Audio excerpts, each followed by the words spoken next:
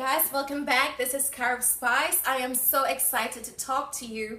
I have the most, well, not the most amazing, but I have great news to share. It was great news for me, and I couldn't help but, share this with you. Regardless, I know you have seen this guy before in a previous video, one of my older videos. This is my workout and diet log. I did not start doing this when I started bulking. I started doing this when I realized I needed to keep track of my eating and my schedule and all of that stuff. And it's just an amazing tool to have. I think for any type of beginner, any bodybuilder, even experience, when you get to a point of you're kind of slowing down on your progress, or you need to kind of keep track of where you are, I'll strongly suggest a workout log or a diet log, but especially for you beginners, because I think without this tool, I'll not be able to stand here and share the good news with you. So what's the good news? Getting to that point right now. I looked back at this thing and realized I didn't really start. I guess a few pages were missing now. I guess I pulled pages out and I placed it in another notebook, whatever. I didn't know what's going on. Regardless, I have been recording from April, apparently. And at that time, April 2nd, because I always took my measurements on the 2nd of every month just to kind of keep consistent and keep myself sane, I was 125.2 pounds. So, here is that bit of information, 125.2 pounds. And then at that time, I set a goal for myself. I said, towards the end of April 31st, I want to be around 125, and I would like for my measurements to be around 36 inches around the booty. Now, this is someone who started at 32. I was very skinny. I was really 110 pounds as an adult. Can you imagine that? But I never wanted to be that skinny. And at the same time, me expressing these gains to people who are not even familiar with bodybuilding, they're not thinking that this is a lot. As a natural bodybuilder, it truly does take time, but I do not mind. I'm very patient with my progress. And, but to me, this is just like, it's so amazing that I was able to do this. So regardless, I'm flipping through this, and I know I just kind of lost my organization here, but regardless, some measurements at that time on that, April 2nd, my calves were 12.5 inches. Okay, I am not genetically blessed or I guess disposed to have huge calves, but that does not mean I'm not gonna have some calves or visible well-built calves. And my biceps measurement at that time, while flexed, was 10.5 inches. So very skinny, okay? And I didn't really dig that. I didn't think that was cute. And so I decided to do this thing. And recently, I took my measurement like 2 days ago, very randomly, just there. I was like, okay, I'm just going to take my measurement today. And I was amazed. My calves went from 12 inches to 14 inches in a matter of months. All right, so 14 inches right here. And my biceps flexed, went from 10.5 to 12 inches. And then around the booty area, an amazing 38 inches. You're talking about 32 to 38 inches. And as I said, natural bodybuilding, these things take time. But man, am I just amazed with this progress. And then I'm just talking to you right now. I'm seeing this little note right here. I guess in August, I was 137.2 pounds, and now at the beginning of December, I'm at 142, 143. And so keep in mind, this is just all muscle. I don't have any excess body fat. It's kind of crazy. I know I have a little layer of fat over my abs. My abs are still there. There are times when, depending on how I turn or flex, I can still see my abs. But obviously with bulking, you're definitely going to lose a little bit of that visibility, but that's okay, because when I cut, I know that the hard work is going to show and it's going to pay off. So how exactly did I do all of this? Here's my schedule at the back. I'm going to try to go through this super quick, guys. See that I have, and if you're not seeing my face, that's okay, but I do want you to see my little setup right here. So I have my before. This period was probably from I guess April all the way through the end of November or mid-November probably. And I have made some changes. All right, so as you can see, Sunday has remained the same. So I usually do 5 sets of squats, and the squats are varied. I will do, for example, Smith machine squats on one Sunday, and then another Sunday, free squats, and then another Sunday, some box squats. Regardless of what I decide to do, I usually do 5. And I also incorporate some other type of major exercise, one that would hit the quads and the hams all together. So I typically go with some sort of leg press, whether it's like a vertical leg press or just single leg press, whatever. I try to incorporate some major exercise.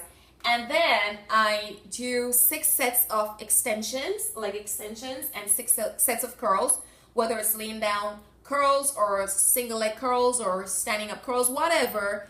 I do 6 sets of each. Now, what I should have stated before I even start any type of workout, by the way, I do take time to stretch. I commit myself to about 10 to 15 minutes of stretching at home, and then I get to the gym and I warm up with one set, the lightest possible weight of leg extensions, just to get my legs and my knees and stuff warmed up.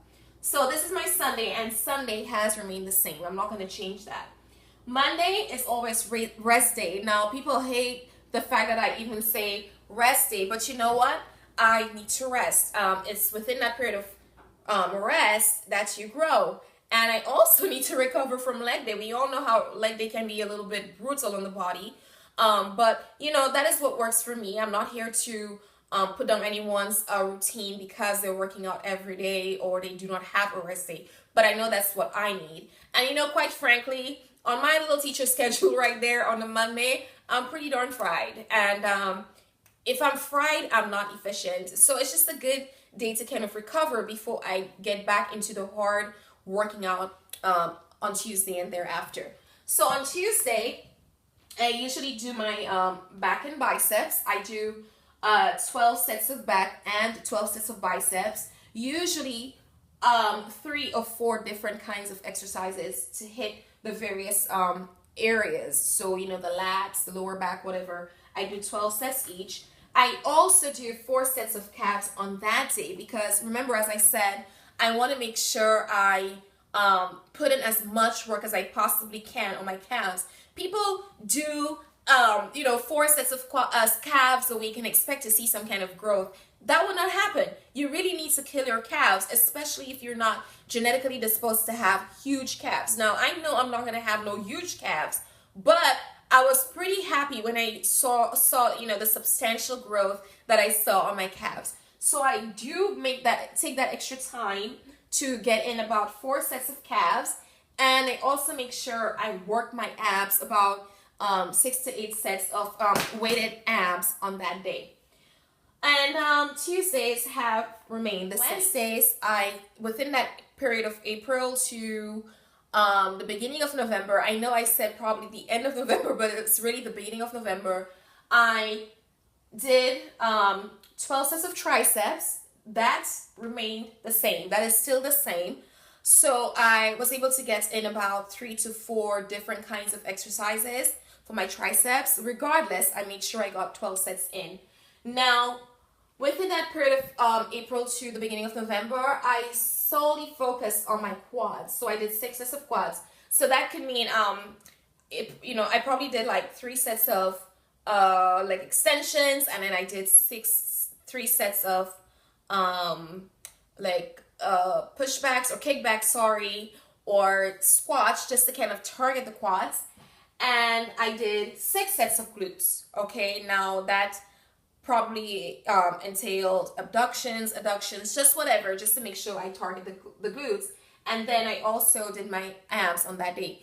The only difference now, and I'll kind of elaborate on this in a little bit, is that I have decided to incorporate what I did on Wednesday and Friday, all on Wednesday. So Wednesday is now a little bit longer, but there is an advantage to that, and I will talk about that in a second. Thursday is still the same. Okay, I still do abs on Thursday, but it's really my shoulder and calves day. I do 12 sets of shoulders, right? So about 3 to 4 different exercises, but I get a total of 12 sets. And I do 16 to 20 sets of calves. And when I tell you I hit those calves, I really do. It feels like a leg day. Like I'm so sore the next day. My calves, oh my gosh. This teacher cannot wear any type of heels thereafter. For the most part, I'm not even wearing heels right now because I'm so sore, but it's paying off. I mean, you're talking about 12.5 to 14 inches. And that growth to me is kind of, it's good. Calves are very stubborn, and I was just amazed that I even had that kind of growth. So I'm going to keep working and keep pushing, trying to always get my 16 to 20 sets. So overall, at maximum, I'm getting 24 sets of calves in 1 week. At minimum, 16 sets. Not bad at all. I mean, people, they say that they want to have better calves, but they only do 4 sets, and then they expect to have that kind of growth. That's not going to happen. You have to really kill those calves. They're really, really tough, but we can get there.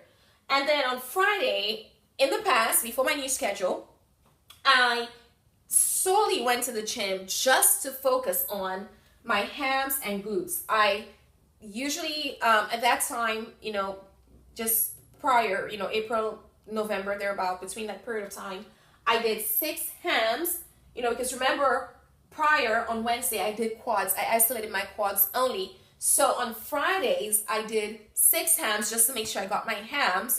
Imagine having legs, you have quads, but no hams, right? That's like, I don't know.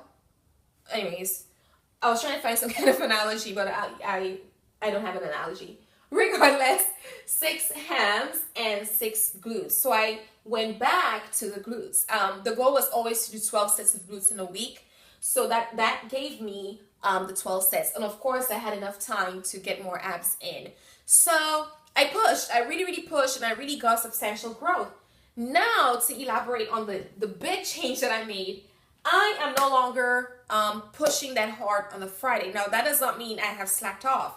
Really and truly, I am now doing half a leg day. When I say half, 6 sets of everything on Wednesday. So Wednesday is now officially longer by about 15-20 minutes. That's okay. But I am still doing my 12 sets of triceps, and my half a leg day looks something like this. 6 squats. I'm still doing my extensions, heavy weights, and trying to really keep the focus on the muscle.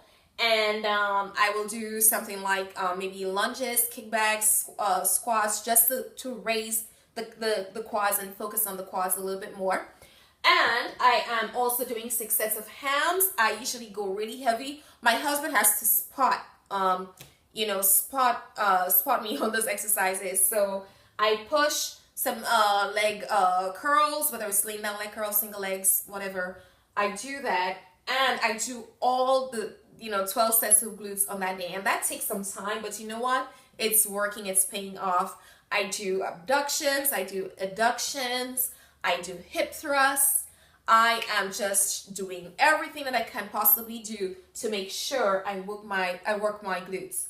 And Fridays, when I am a little bit, I don't want to say bored, right? But on Fridays, if there's something that I just feel like doing 4 sets of, I still do 4 sets of whatever, whether it's just like deadlifts at home or some squats at home. We have machine equipment at home, and a couple of machines, but I do not do anything major. It really does feel like a rest day. It is a rest day. And I always do my abs on Friday, even if I'm home. I get the roller out and I roll and I get my abs going, or I do some crunches, or I even do my one of my routines, the 10 for 10 that I've uploaded under my abs playlist.